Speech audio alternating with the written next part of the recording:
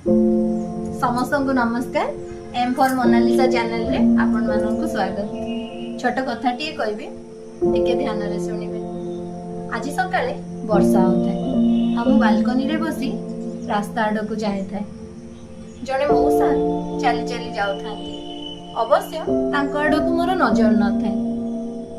मो झियो कोठी थिला के जानी हठात दौड़ी आसी कहला, मामा देखो अंकल केते सुंदर छता नहीं जाउछंदी, केते बड़ हेची से छताटा।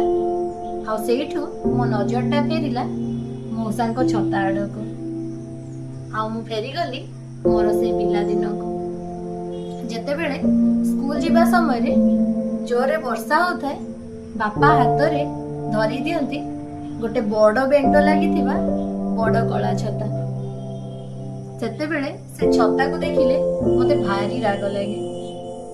बापा को तो किछि कहि हुएनी, किंतु मन रे भाबे ई छताटा भांगी जाता कि कुआडे पवन रे उड़ी जाता कि। आ सेही समय रे मो सांग माने आसी डाकंती, चल स्कूल जीवा। भारी लाज लागे, सांग माने चिड़ेइबे। आपण मन तो जानी थिबे से माने ना भूली जिबे पछे, किंतु केबे चिड़ेइबा को छाड़िबेनी। आ समय बीती चलिले भी से कथा को मने रखिथिबे। आज समय केते बदली जायछि।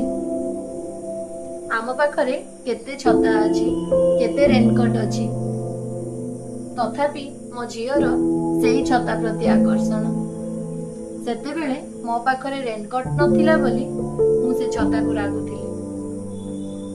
तेणु एई कथारो मु गोटिए कथा तो शिखिली, जीवन रे आम पाखरे जहा थाए आमे ताकू महत्व दौना, किंतु नथिबा जिनिस प्रति अहेतुक आकर्षण थाए।